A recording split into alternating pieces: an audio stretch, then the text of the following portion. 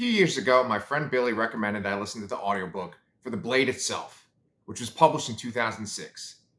In his recommendation, Billy touted the performance of the narrator, Stephen Pacey, and in particular his performance of Sandan Glokta, an inquisitor and one of the main characters of the book. Holy God, Billy was right.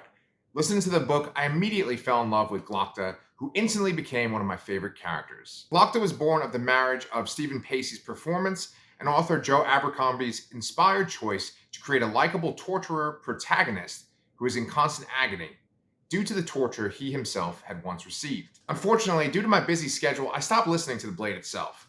I told myself I would one day return to Glokta and the union he served within the pages of the First Law trilogy. A little over a month ago, I saw a tweet from Beth Tabler, who runs the site Before We Blog.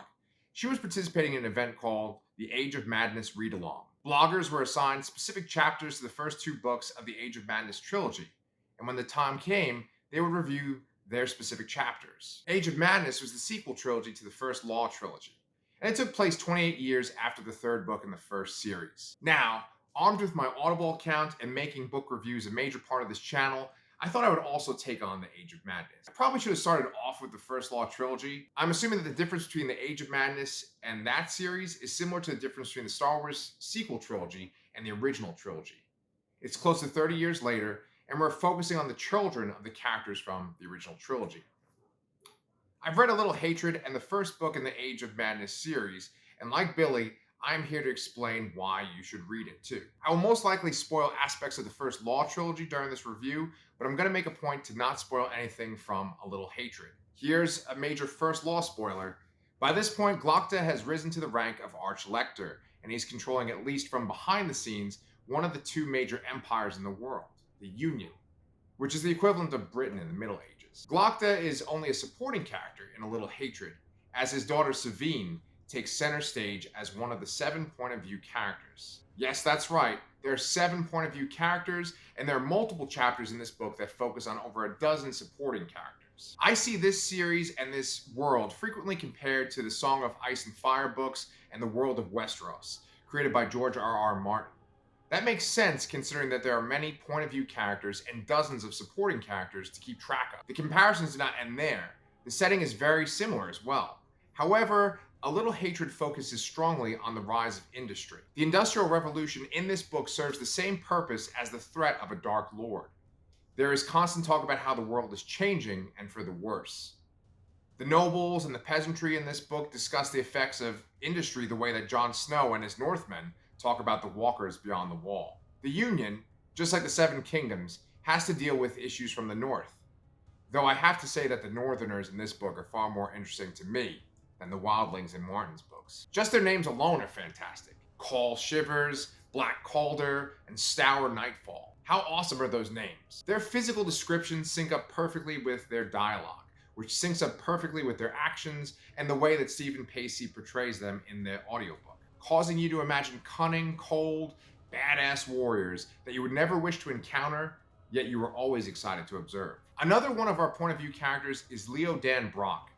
Leo, also known as the Young Lion, is the son of the Lord Governor of Angland, which is the country in the Union that shares a border with the North. Leo and his men are tasked with holding off a northern invasion. Leo is a prime example of the type of character you'll encounter in this series. I do not think there's a genuine hero in this entire book. The characters are completely realistic. Everyone is self-serving, no one is guided by honor or serving a noble cause. They're either trying to survive a world that is coming down around them, or they're trying to advance in their position of power. There's frequent talk about loyalty in this book, but almost every time it is mentioned, there's a character justifying their disloyal actions. The book is mainly separated into 2 sections. First, we have Leo's conflict with the North, where we are able to see the conflict from 3 different perspectives: the side of the Union, the side of the North, and the side of those who are caught in the middle. The second section focuses on the Industrial Revolution within the Union. The people are beginning to rise up against the rich. A mysterious revolutionary known as the Weaver has set 2 groups, the Breakers and the Burners, to tear down this industrial world that is being built, and the rich who are helping to birth it. This puts Savine Dan Glokta, who has made herself and others wealthy through promoting industry, in a very dangerous position.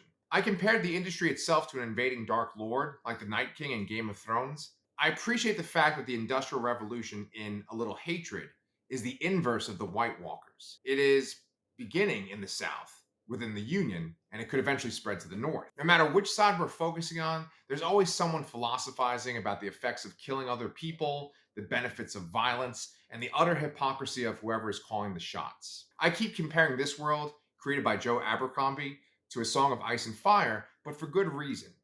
If you were enthralled by those books or the TV show they inspired, then this series is for you. The Game of Thrones show might have focused on battle scenes and action throughout the latter half of the series, but what first captured us was the brilliant dialogue between each of the members of the massive cast and the ruthless actions of the noble and low-born alike. In A Little Hatred, every character speaks like Tyrion Lannister. They constantly bust out brilliant observations in a clever but crude way. The meat of this book is made up of the dialogue between the many characters of this world. We learn about places and characters and histories based on the descriptions that characters provide within their dialogue. Through tightly written interactions between characters, we meander around a world that feels real instead of following the beats of a plot we've seen dozens of times over. Half of the time that you're listening to these interactions, you'll be chuckling as well. Everyone is so damn vulgar. I don't think I've ever read a book that uses both C words for both male and female genitalia more frequently. All right, I'm done sounding like my friend Billy. I think you can tell that out of 5 stars on Goodreads, I'm giving A Little Hatred all 5. I hope you read it and enjoy it as well, because I'll be back here within a week to talk about its sequel, The Trouble with Peace.